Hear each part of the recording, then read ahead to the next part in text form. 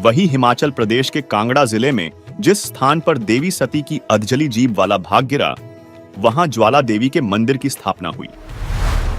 वही जिस स्थान पर सती पार्वती जी के शरीर का नाभि वाला भाग गिरा, वहां अन्नपूर्णा देवी के मंदिर की स्थापना कर दी गई और बाद में उन स्थानों पर शास्त्र विरुद्ध साधना शुरू कर दी गई है।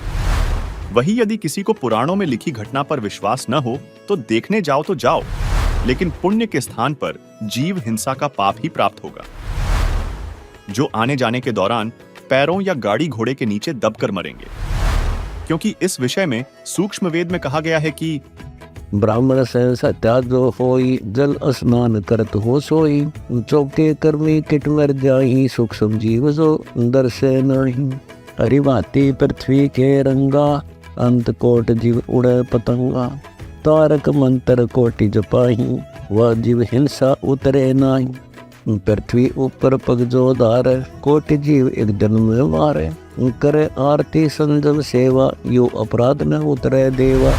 इसी प्रकार अन्य तीर्थ स्थलों बद्रीनाथ, जगन्नाथपुरी, द्वारकापुरी आदि पर किसी आध्यात्मिक लाभ के लिए जाना अंधश्रद्धा भक्ति के अतिरिक्त कुछ भी नहीं है। इस संदर्भ में सुनिए जगत गुरु तत्वदर्शी संत रामपाल जी महाराज का आध्यात्मिक सत्संग।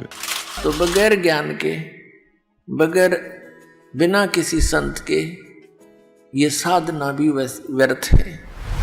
गीता जी अध्याय नंबर 16 के श्लोक नंबर 23 और 24 में कहा कि अर्जुन, शास्त्र विधि को त्याग कर जो मनमाना आचरण करते हैं, मनमानी पूजाएं करते हैं, उनको न तो सुख होता है, न उनको कोई सिद्धि होती है और न ही उनकी कोई मोक्ष प्राप्त होता है, गति होती है।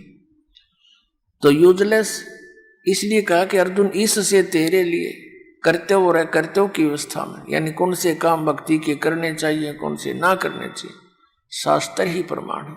उन्हीं के आधार से तू क्रिया करना, किसी की दंत कथा से भक्ति मार्ग पर ना लगना। यानी जो संत सदग्रंथों के आधार से ज्ञान दे वही ज्ञान सही मानना। तो पुण्यात्माओं, जितने भी हमारे धर्मगुरु थे और हैं, सभी यही कहा करते, हम वेदों और गीता और पुराणों के आधार से आपको ज्ञान दे रहे हैं। तो सब संतुष्ट थे, इनसे आगे कोई ग्रंथ नहीं, इनसे आगे कोई पवित्र शास्त्र नहीं, इन्हीं से ये हमें बता रहे हैं तो फाइनल है, बिल्कुल सच है। लेकिन वो झूठे थे, वो अज्ञानी थे, तत्व ज्ञानहीन प्राणी थे, जिनने हमारे सदग्रंथों को भी नहीं जाना और हमें लोक वेद दंत कथा सुना के जीवन नाश कर दिया। सवाल नंबर 4, कुंभ मेले में जाने गंगा नदी में स्नान से क्या लाभ होता है तथा गंगा नदी कहां से आई और पृथ्वी में यह कैसे पहुंची तथा गंगा नदी का जल खराब क्यों नहीं होता? सुनिए इस बारे में संत रामपाल जी महाराज जी का आध्यात्मिक सत्संग। कहीं पर आप देखते हो इन भ्रमित किए हुए अज्ञानी ऋषि संतों के द्वारा के फलाने स्थान पर कुंभ का पर्व होगा, वहां पर भी लगेगी, पर भी वो है इनकी 1 घंटा 1.5 घंटा स्नान का समय निर्धारित करते हैं किसी सरोवर, तालाब या दरिया में, कि उसमें जो स्नान कर लेगा उसका बेड़ा पार हो जाएगा। ये कर रखा है ना ऐसा जुल्म। वहां बेड़ा पार नहीं, बेड़ा गर्क होता है। कैसे होता है? एक समय हरिद्वार के अंदर हर की पैड़ियों पर ये पर्व भी लगी थी। कुंभ के पर्व के ऊपर स्नान का समय निर्धारित किया था इन्होंने। वहां पर ये सभी त्रिगुण उपासक, रजगुण ब्रह्मा, सदगुण विष्णु, तमगुण शिव जी के उपासक, ये गिरी, पुरी और नागा, वैष्णो, ये कनपाड़े नाथ और बिना कनपाड़े, ये सारे वहां इकट्ठे हो गए स्नान के लिए। स्नान करने का जब समय आया, वहां क्या होता है, गिरी अलग ग्रुप में, पुरी अपने न्यारे ग्रुप में, नागा अलग से इकट्ठे हो जाते हैं, वैष्णो अलग से इकट्ठे हो जाते हैं। वहां से फिर स्नान करने के लिए चलते हैं अपने अपने मुखिया के पीछे। सबसे पहले नागा चले गए ऊपर भी नहाने के लिए, पर भी लेने मोक्ष प्राप्ति के लिए बेड़ा पार कराने गए थे नागा। सबसे पहले हर की पैड़ियों पर खड़े हो गए स्नान करने के लिए। पीछे से आगे ये सतगुण विष्णु जी के उपासक वैष्णो साधु आए। उन्होंने कहा, अरे नागाओ, पहले हम स्नान करेंगे, हम सर्वश्रेष्ठ हैं, तुम बाहर आओ, अभी स्नान नहीं करना तुमने। वो तैयारी पकड़ रहे थे स्नान करने की।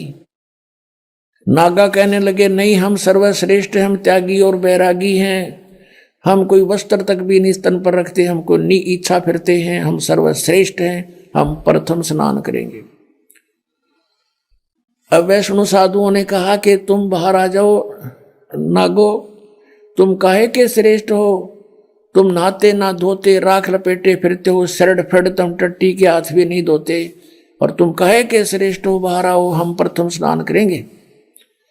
इस बात का दुख माना उन्होंने, नागाओं ने, और दोनों आपस में झगड़ा शुरू हो गया। वैष्णव साधुओं का, सतगुण विष्णु के उपासकों का, और तमगुण शिव जी के उपासक नागाओं का आपस में लठ बाज गया, झगड़ा हो गया। और वहां लगभग 25,000 ये त्रिगुणोपासक कटका मर गए वहां पर भी लेन गए थे, बेड़ा पार करान हो गया, बेड़ा गर्क। तो यहां परमात्मा कहते हैं तीर तुपक तलवार कटारी जमदड़ जोर बदावे हैं, हर पैड़ी हर हेत न जाण्या वाजा करद चलावे हैं, काटे शीस नहीं दल करुणा ये जग में साध कमावे हैं, और जो जन इनके दर्शन को जावे उनको भी नरक पठावे हैं।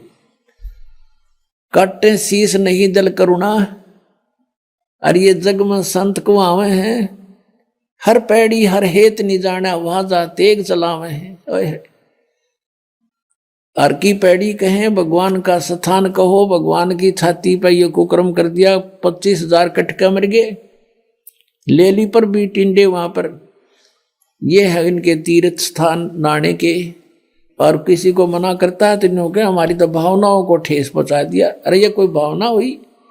अब जैसे कोई बालक, कोई बिजली का तार टूटा पड़ा है, उसमें स्पार्किंग हो रही है, बच्चा उसको आतिशबाजी जानकर पकड़ने जा रहा है, और कोई बुद्धिमान व्यक्ति उसको देख रहा है, उसको भागकर उठाकर उस बच्चे को उसकी जान बचा देता है। बच्चा रोता है क्योंकि उसकी भावनाओं को ठेस पहुंचा है। वो तो उसको पकड़ना चाहता था और उसको पता था उस बद्दर पुरुष को कि ये मर जाएगा, तो उसकी भावनाओं को वहां ठेस पहुंचाना अनिवार्य था।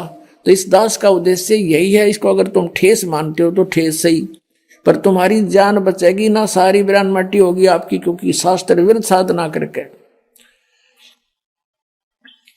तो यहां क्या बताते हैं, चारों युग में संत पुकारे, कूक कहा हम हेल रे, हीरे माणिक मोती बरसे, ये जग चुगता डेल रे।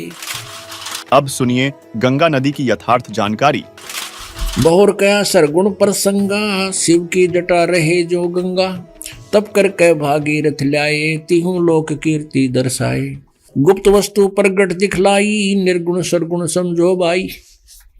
कि या गंगा हमने ना दिखे थी, हमारे लिए अवेलेबल पृथ्वी पर नहीं थी, भागीरथ ने तप किया, और उस तप करके उस निर्गुण जो हमें नहीं उपलब्ध थी, वो थी वहां पर मौजूद, साकार में थी। और वहां से ये गंगा नीचे गिरती है, तो वहां से नीचे गिरने से ये वाष्प रूप बन जाती है, वाष्प। और फिर यहाँ इस पे हिमालय के ऊपर आकर के ये बर्फ रूप धारण कर लेती है, और फिर वहां से जल बनकर ऐसे निकलती। तो बीच से ये आती नजर नहीं आती आम व्यक्ति को, ये दिव्य दृष्टि से देखी जाती है। और ये गंगा सतलोक से आई है, काल के लोक का ये अमृत नहीं है।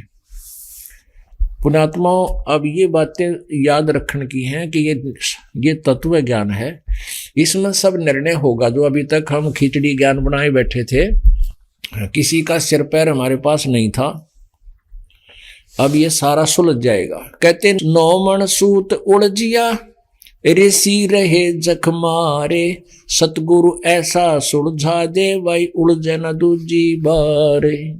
इन काल ने और काल के दूतों ने, इन झूठे गुरु ऋषि में ऋषियों ने आध्यात्मिक ज्ञान को ऐसा उलझा दिया जैसे 9 मन यानी 360 किलो सूत ये धागे होते थे पहले, कच्चा सूत काटते थे, वो 1 किलो जावा ना सुलझे सारे दिन में।